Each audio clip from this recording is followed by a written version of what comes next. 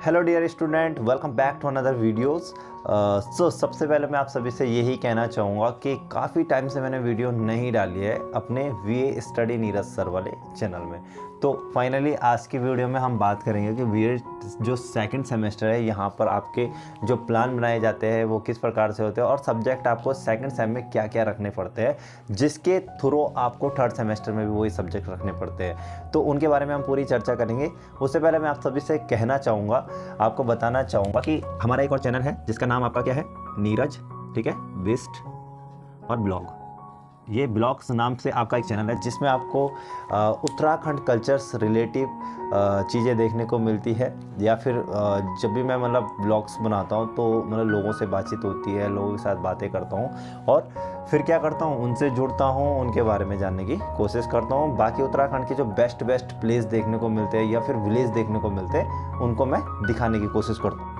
इस ब्लॉग में जाकर वीडियो को देखिए, पसंद आए तो सब्सक्राइब कर देना, लाइक कर देना और ज़्यादा से ज़्यादा चैनल को शेयर कर देना। तो बीएड यानी कि जो आपका सेकंड सेमेस्टर है, यहाँ पर आपको क्या करना पड़ता है, 2 मेन सब्जेक्ट लेने पड़ते हैं। तो जो आपके 2 मेन सब्जेक्ट होंगे, वो 2 मेन सब्जेक्ट आपके क्या क्या होने वाला है वो आपको क्या करना है, चॉइस करनी है कि आपको किस प्रकार से लेने हैं। अब आप यहाँ पे सब्जेक्ट ऐसे सब्जेक्ट रखना कि जो आपके आगे भी काम आए, है ना, और जो आपने रखे थे यानी कि बीए में भी रखे होंगे, है ना। तो बीए में आपके दो मेन सब्जेक्ट होंगे। जैसे मेरे क्या है, मेरे बीए में क्या था, एक हिस्ट्री था और दूसरा ड्राइंग था। तो ड्राइंग था तो मैंने क्या किया, पैठानी में क्या किया मैंने, तो इस पैठानी में मैंने 2 मेन सब्जेक्ट ले लिया, हिस्ट्री और दूसरा ड्राइंग।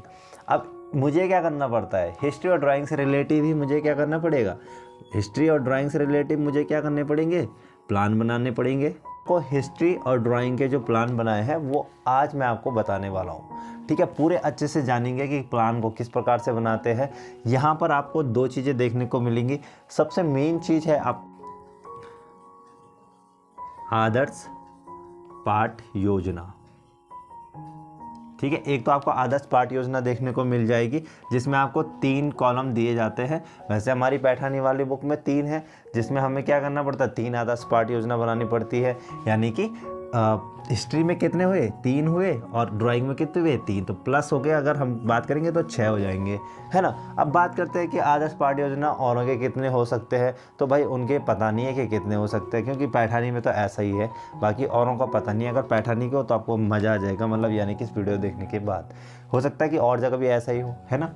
बाकी यहाँ पर दूसरा क्या है, दूसरे कॉलम में आता है, आदर्श को हटा के आ जाता है पाठ योजना। कि ये 2 मेन सब्जेक्ट आपके कब काम आएंगे, तो जब आपकी टीचिंग होगी ना, यानी कि आपकी क्या होने वाली है, आपकी होने वाली है प्रैक्टिस टीचिंग। यहाँ पर कितने दिन की होगी, 12 दिन की हो सकती है, ठीक है, 12 दिन की हो सकती है, यानी कि 12 डेज। तो 12 दिन में हमने यहाँ पे 10 प्लान बनाए थे। 1 सब्जेक्ट 10 प्लान और 2 सब्जेक्ट आ जाएगा, तो यहाँ पर 10 यानी कि इक्वल करेंगे तो 20 यहाँ पे क्या हो गया, टोटल प्लान हो गए। तो ये 20 आपको प्लान बनाने पड़ेंगे। तो फाइनली जो ये है आपको पता चल गया होगा कि कैसे आपको कितने प्लान बनाने हैं। अब ये प्लान कैसे दिखते हैं, कैसे इनको बनाना है, किस प्रकार से देखने को मिलते हैं, तो वो हम जाएंगे अपनी फ़ोन स्क्रीन पे, ठीक है। अब मैं आपको फ़ोन स्क्रीन पे ले जाता हूँ और वहाँ पर समझाता हूँ कि कैसे आपको प्लान बनाने हैं और कैसे मैंने जो प्लान बनाए हैं दोनों सब्जेक्ट। चलिए, तो फाइनली गाइज हम आ चुके हैं अपनी फ़ोन स्क्रीन पे और अब हम बात करेंगे कि किस प्रकार से जो हमारी पाठ योजना होती है या फिर आदर्श पाठ योजना होती है उसे हमें किस प्रकार से देखना है, ठीक है। तो ये देखिए, सबसे पहले आपको इस प्रकार की एक फ़ाइल देखने को मिलेगी। ये छोटा भी कर दिया मैंने और ये बड़ी भी कर दी। तो ये फ़ाइल होती है आपकी, जो आपकी जहाँ की भी होगी उसका नाम वहाँ पे होगा मेंशन। तो ये आप इस प्रकार से देख सकते हो। तो ये जो भी फाइल है इस प्रकार से होती है। ये यहाँ पे आपको डेट वगैरह मेंशन करने पड़ता है, नाम वगैरह, जो भी मतलब सत्र चल रहा है। आदर्श पाठ योजना, देखिए सबसे पहले आता है आपका आदर्श पाठ योजना। तो आदर्श पाठ योजना किसे कहते हैं वो भी हम जानेंगे। आदर्श पाठ योजना वो होता है जो मतलब आपको क्या करना पड़ता है, ये आदर्श पाठ योजना आपको कॉलेज में बनानी पड़ेगी और इसका जो टीचर होते हैं, मतलब इसके जो टीचर होंगे वो क्या करेंगे, इसे चेक करेंगे। यानी जो आपके क्या होंगे, सब्जेक्ट टीचर होंगे, सब्जेक्ट टीचर। और जो पाठ योजना आएगी ओनली, यानी कि पाठ योजना की बात आएगी जब, ठीक है, तो वहाँ पर आपको क्या करना है, जो आपकी 12 दिन की टीचिंग होगी उसमें आपको जो पाठ योजना बना के ले जानी यानी प्लान लेके जाना है, तो वो आपके जिस टीचर की ड्यूटी लगी रहेगी जहाँ पर आपका सेंटर होगा वहाँ पर वो टीचर आपकी ये पाठ योजना चेक करेगा। जिस टाइम आप क्या करोगे, लर्निंग प्रोसेस करोगे ना अपनी, यानी कि पढ़ाओगे बच्चों को, उसी टाइम क्लास में टीचर आएगा और वो पाठ योजना चेक करेगा। बाकी ये पाठ योजना आगे आ जाएगी, अभी बता दूंगा। तो आगे बढ़ते हैं। ये देखिए यहाँ पर नाम वगैरह रह गए, आगे पीछे हो गया, पहले ये वाला पेज आना था फिर उसमें, और उसके बाद ये थर्ड में वो आना था। तो ये देखिए यहाँ पर विषय सूची है, और इस प्रकार से ये विषय जो प्लान है वो हमने वहाँ से बनाए हैं, ठीक है, जहाँ पर हमारी टीचिंग लगी थी, जैसे मेरी हिमालयदार में है वैसे ही। आगे बढ़ते हैं। अब आता है आपका यहाँ पे आदर्श पाठ योजना 3। यहाँ पे मैंने तीसरी को मेंशन किया है, वैसे पहली, दूसरी, तीसरी 3 बनाई थी। तो ये है आदर्श पाठ योजना। तो यहाँ पर सबसे पहले जो कॉलम देखने को मिलेगा ये आपका क्या है, ये आपका तो ये आपका कॉलम जो होता है इसमें आपको मेंशन करना पड़ता है आपका विद्यालय का नाम क्या है। तो इस कॉलम में आपको मेंशन करना है विद्यालय का नाम, दिनांक, कक्षा, वर्ग, वादन, जो भी है, प्रकरण। प्रकरण का मतलब होता है जो आपका मतलब क्या है, पाठ है। और विषय का मतलब होता है जो मतलब क्या है आपका एसएसटी के अंतर्गत, यानी एसएसटी के अंतर्गत कौन सा उपविषय आप पढ़ा रहे थे। यहाँ पे नागरिक शास्त्र था, ठीक है। तो सामान्य उद्देश्य की बात कर लेते हैं यहाँ पे सबसे पहले कि सामान्य उद्देश्य किसे कहेंगे। सामान्य उद्देश्य में बच्चे के मतलब जो भी चीज़ें होती है वो हमें यहाँ पे मेंशन करना पड़ता है। जैसे यहाँ पे लिखा गया है पहले वाला कि छात्र में सामाजिक विज्ञान के प्रति विचारशील तथा विचार शक्ति ज्ञान में वृद्धि, यानी कि क्या उसकी विचारशील यानी कि सामाजिक विज्ञान के अंतर्गत की बात हो रही है, तो उसमें विचारशील, विचार शक्ति ज्ञान में वृद्धि, यानी उसमें किस प्रकार से वृद्धि होगी वो चीज़। फिर अगला है आपका छात्रों को सामाजिक विषय विज्ञान की गहनता, वैज्ञानिकता, आवश्यकता, व्यापकता, उपयोगिता से परिचित कराना। तो इतनी सारी चीज़ें, यानी कि गहनता समझाना उनको, आवश्यकता क्या है, व्यापकता क्या है, उपयोगिता क्या है, उसे परिचित कराना। इसी प्रकार से यहाँ पे क्या होते हैं आपके 10 उद्देश्य या 8 उद्देश्य होते हैं, ठीक है। तो यहाँ पे 8 है। अब बात करते हैं कि विशिष्ट उद्देश्य हम किसे कहेंगे। तो विशिष्ट उद्देश्य में आता है आपका ज्ञानात्मक, अबोधात्मक, अनुप्रयोगात्मक, और एक और होता है आपका सृजनात्मक। तो ज्ञानात्मक मतलब होता है कि जो बच्चे को पहले से ही ज्ञान है कितना है उसके अंतर्गत हमें रखना है। अबोधात्मक का मतलब है कि हमने उसे कितना बोध कराया है और उसने वो बोध प्राप्त करके कितना अनुप्रयोग यानी कि प्रयोग में लाया है, यानी कितना वो प्रयोग करेगा। तो ये चीज़ें हैं। अब जैसे ज्ञानात्मक में क्या होता है कि जो भी प्रकरण होगा, यानी संविधान निर्माण, ये आपका क्या है, प्रकरण है। तो इससे रिलेट आपको क्या करना है, आपको क्या करना पड़ेगा, ज्ञानात्मक में बनाना पड़ेगा, अबोधात्मक में बनाना पड़ेगा, या अनुप्रयोगात्मक में बनाना पड़ेगा। तो जैसे यहाँ पे लिखा कि छात्र भारतीय संविधान की व्याख्या अपने शब्दों में स्पष्ट कर सकेंगे, ठीक है। और ये व्याख्या यहाँ पर निर्माण करना है ना, जान सकेंगे।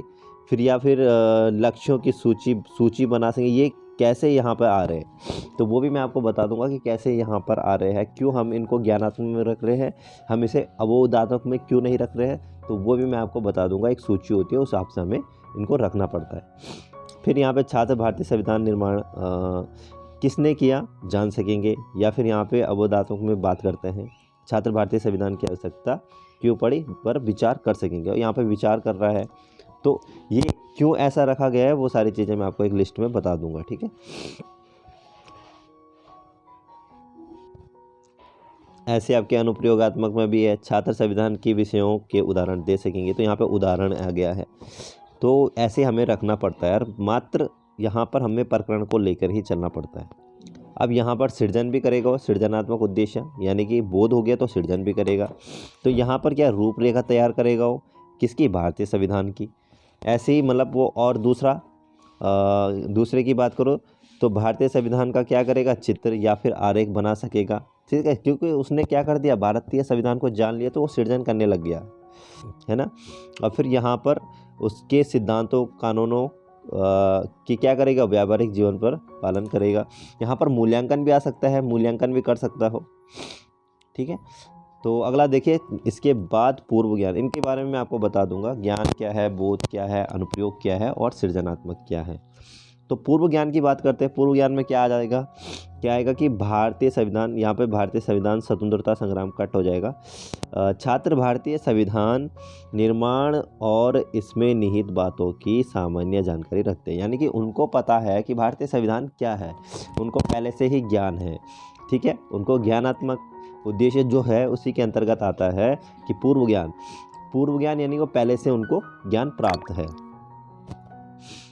आगे देखिए, अब आता है आपका प्रस्तावनात्मक प्रश्न। तो यहाँ पर सबसे पहला है कर्म संख्या। तो कर्म संख्या में उसके बाद आ गया आपका छात्र अध्यापक क्रियाएं और छात्र अनुक्रियाएं। तो छात्र अध्यापक की क्रियाएं में क्या क्या है और इसमें क्या क्या है वो जानिए। तो यहाँ पर जो ये क्वेश्चन बनते हैं, ये जिगजैग वाले क्वेश्चन बनते हैं। उसका अर्थ होता है, जिगजैग का अर्थ होता है कि जो क्वेश्चन आपका समाप्त हो रहा है और उसके बाद जो आंसर निकल रहा है, तो उसी आंसर से आपका दूसरा क्वेश्चन बनना चाहिए। ये क्वेश्चन समाप्त होगा, जो आंसर निकलेगा इसी आंसर से आपका तीसरा क्वेश्चन बनेगा। ऐसे तीसरे क्वेश्चन का जो उत्तर आएगा उसके उत्तर से चौथा क्वेश्चन बनेगा, ठीक है। तो सेम है, मैं बता देता हूँ, एक दो क्वेश्चन पढ़ लेता हूँ। जैसे यहाँ पे लिखा है कि हमारे विद्यालय में कौन कौन सी गतिविधियाँ होती है। तो यहाँ पर आपको क्या करना है, उत्तर देना है। सांस्कृतिक कार्यक्रम, ठीक है, खेल कूद हो गया, भाषा और भाषावाद हो गया, ठीक है। तो यहाँ पर दूसरा क्वेश्चन जो बनेगा, अब देखो यहाँ पर खेल कूद आ गया है ना, तो खेल कूद यहाँ पे भी आएगा कि कुछ खेलों के नाम बताओ। तब यहाँ पे kabaddi, kho kho, volleyball, cricket, football, ये आगे यहाँ पे फुटबॉल आ गया। तो यहाँ पे फुटबॉल का प्रमुख नियम क्या है, ठीक है। तो इस प्रकार से हमें जिगजैग बनाने हैं। अब जिगजैग में क्या होता है कि आपको ईजी क्वेश्चन से लेकर, जो ईजी क्वेश्चन है उससे लेकर आपको टफ की ओर चलना पड़ता है, ठीक है। तो सरल से टफ की ओर। और लास्ट में जब बच्चा क्या होगा कि आंसर नहीं देगा, तो आपको क्या करना है, उस क्वेश्चन को अस्पष्ट कर देना है।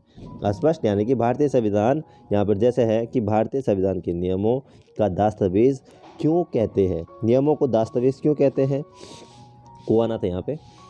तो यहाँ पर अस्पष्ट हो गया। अब मेन बात आती है कि जैसे अस्पष्ट आ गया तो उसके बाद उद्देश्य कथन आ जाता है। अब उद्देश्य कथन में क्या आएगा, तो क्या आएगा कि आज हम सब मिलकर भारतीय संविधान तथा इसके लक्षणों, ठीक है, कार्यों और विशेषताओं का विस्तार पूर्वक अध्ययन करेंगे। अब हम बच्चों को पूरा विस्तार पूर्वक बताने वाले हैं। तो आगे अब जो भी आएगा वो प्रश्न की तालिका आपकी बनने वाली है। ये जब जो भी चीज़ें मैं आपको बता रहा हूँ तो ये सारे प्लान के बिंदु है, ठीक है। अब प्रस्तुतिकरण कितने हैं, 3 भी बना सकते हो, 2 भी बना सकते हो, वो आपके सर पर डिपेंड है कि वो कितने बोलेंगे आपको। तो शिक्षण बिंदु में ये आएगा क्रम संख्या, प्रस्तुतिकरण के अंतर्गत ये आएगा क्रम संख्या, शिक्षण बिंदु, अपेक्षित व्यवहार, ठीक है, छात्र अध्यापक की क्रियाएं, छात्र अनुक्रियाएं, शिक्षण प्रवृत्ति, TLM ये आएगा आपका, है ना। उसके बाद वास्तविक, अधिगम, व्यवहार परिवर्तन और मूल्यांकन क्या होने वाला है।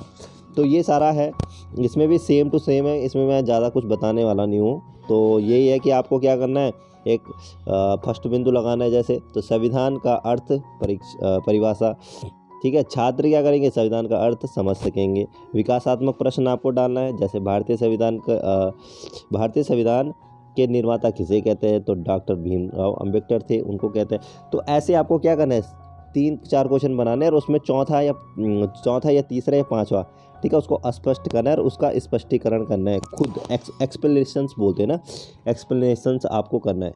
एक्सप्लेनेशंस आप करोगे और बच्चे को आराम से अच्छे से समझाओगे। तो ये आपका क्या होगा, एक शिक्षण बिंदु समाप्त हो जाएगा, ठीक है। यहाँ पर व्याख्यान प्रदर्शन चलेगा, यानी कि आप क्या कर रहे हो, उस चीज़ की व्याख्या कर रहे हो। प्रश्नोत्तर विधि, यानी कि यहाँ पर क्या है, ये जो आगे है ये प्रश्नोत्तर विधि है, ठीक है। अब यहाँ पर मूल्यांकन प्रश्न डालोगे आप, ठीक है, इम्पोर्टेंट है। मूल्यांकन प्रश्न में क्या आना चाहिए कि जो आपने अभी तक पढ़ाया, तो वहाँ पर आप क्या करोगे, बच्चे का मूल्यांकन करोगे। बच्चे को कितना ज़्यादा समझ में आया है, क्या उसने इस चीज़ को ऑब्जर्वेशन किया, क्या उसने इस चीज़ को समझने की कोशिश की। ऑब्जर्वेशन तो आप ही करोगे उसका कि मूल्यांकन प्रश्न डाल दो तो ऑब्जर्व कर दो कि बच्चे को समझ में आया या नहीं आया, तो ये बच्चा आंसर दे सकता है या नहीं दे सकता। तो बच्चे को पूछा गया कि संविधान को राज्य का शरीर क्यों कहते हैं। तो इस प्रकार से क्वेश्चन बनाया गया है, ठीक है। आगे बढ़ते हैं, आगे में सेकंड शिक्षण बिंदु सेम टू सेम आएगा, ठीक है। उसके बाद अब देखिए मेन पॉइंट ये है कि मैंने एक चीज़ छोड़ दी थी, TLM, ठीक है। टीएलएम यानी कि जो ये टीएलएम आप प्रयोग कर रहे हो तो वो आपके चार्ट पे भी होना चाहिए, ठीक है। जो आप चार्ट में बनाओगे, बच्चे को एक्सप्लेन करोगे चार्ट के माध्यम से, वही टीएलएम आपका यहाँ पर भी होना चाहिए, है ना। तो टीएलएम यानी छोटा सा। और इस वाली किताब को तो आपके कौन करेंगे, जो ये प्लान है वो आपके सर लोग चेक करेंगे, ठीक है। और ये टीएलएम भी चेक करेंगे तो इसमें वो टीएलएम में डालेंगे कि हाँ टीएलएम का प्रयोग किया गया है। चलिए आगे बढ़ते हैं। और यहाँ पर ये तीसरा शिक्षण बिंदु आपको देखने को मिलेगा, ठीक है। इसी प्रकार से मैंने अलग अलग शिक्षण बिंदुओं को रखा है। तो 3 शिक्षण बिंदु यहाँ पे मैंने बता दिए। इसके बाद थोड़ा सा आगे चलते हैं। गाइस देखिए, जैसे ही आपके शिक्षण बिंदु समाप्त होगा वैसे ही आपका क्या होगा, पुनरावृत्ति क्वेश्चन स्टार्ट हो जाएगा, ठीक है। यहाँ पे पुनरावृत्ति यानी कि जितने हमने उनको शिक्षण बिंदु बताए हैं उससे रिलेटिव हमें अब क्या करना है, पुनरावृत्ति करनी है, उनकी क्वेश्चन पूछने हैं, बच्चे को आया समझ में या नहीं आया। जैसे एक मूल्यांकन प्रस्तुतिकरण के अंतर्गत आ गया, वैसे आपके ये पुनरावृत्ति क्वेश्चन आएंगे कि उनको कितना ज़्यादा समझ में आए। संविधान का अर्थ स्पष्ट कीजिए, ठीक है।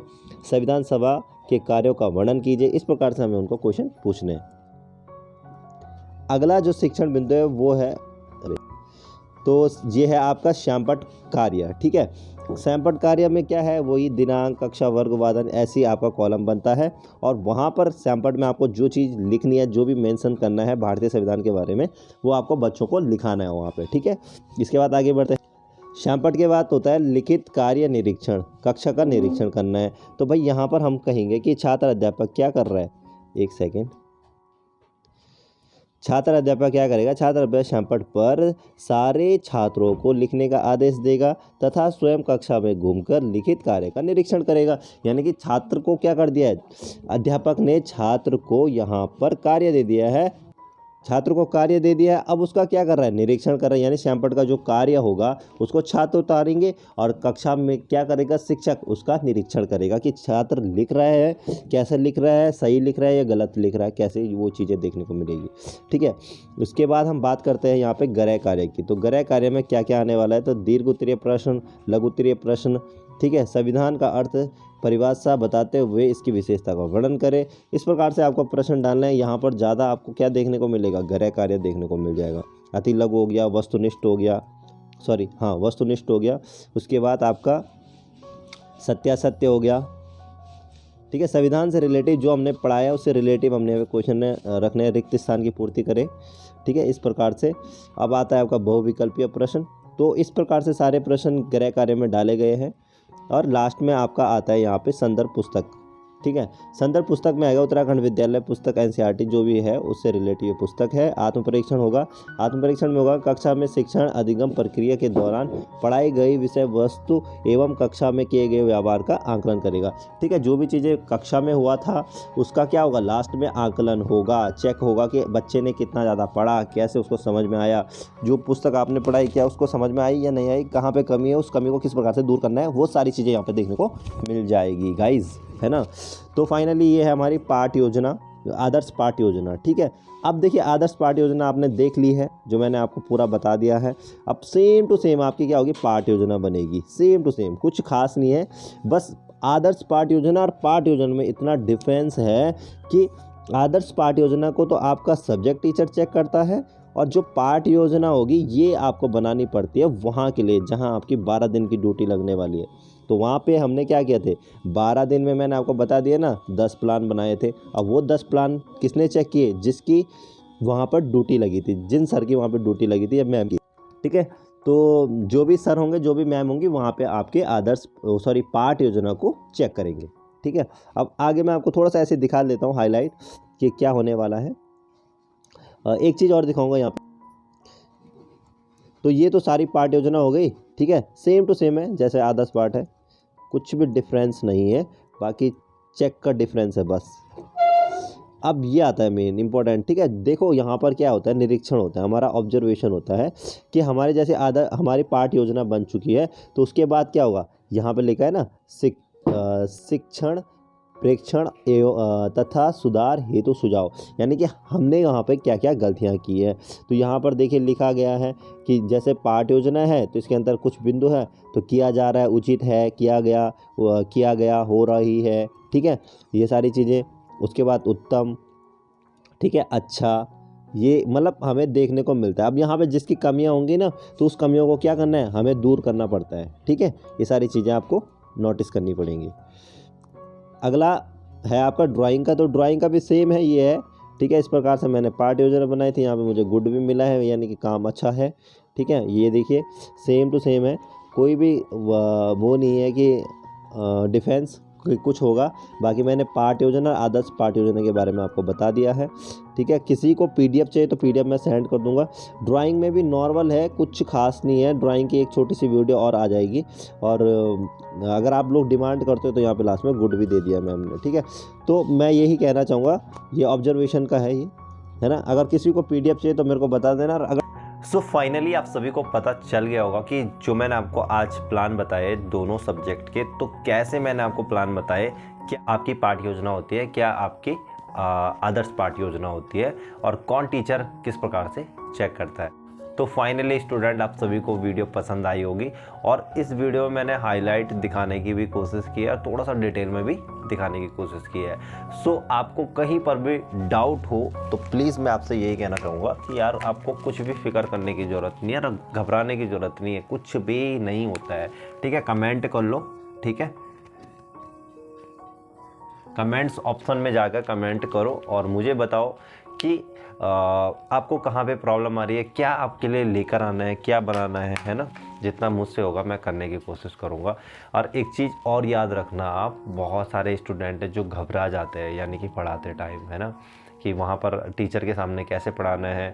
तो सबसे पहला ऑब्जर्वेशन आपका वहीं पे होने वाला है, यानी कि जब आप 14 दिन की टीचिंग के लिए जाओगे ना, तो सबसे पहले आपको क्या करना है, वहाँ पर आपकी जो अध्यापिका रहेगी या अध्यापक रहेगा, तो वहाँ पर उनको आपको बताना है, जो आपके प्लान होंगे उनको आपको पढ़ाना है। फिर उसके बाद आप जो 14 दिन की या फिर 12 दिन की जो आपकी मतलब ट्रेनिंग होगी, वहाँ पे जाओगे और बच्चों को पढ़ाओगे। तो जिसका फर्स्ट टाइम होता है स्टार्टिंग, उसको पता चलता है कि आखिर कैसे पढ़ाया जाता है। कुछ नहीं करना है आपको, लर्निंग प्रोसेस घर से बना के लेके जानी है, आराम से घर से तैयारी करना, मोबाइल में देख के करना, बार बार बोलना, बट हो जाता है, कोई दिक्कत नहीं। सो गाइस, लास्ट में यही कहना चाहूँगा कि अगर आपको वीडियो पसंद आए तो वीडियो को कर देना लाइक, चैनल पे नए है तो चैनल को सब्सक्राइब कर देना, और ज़्यादा से ज़्यादा वीडियो को शेयर करना ताकि और स्टूडेंटों का भला हो सके।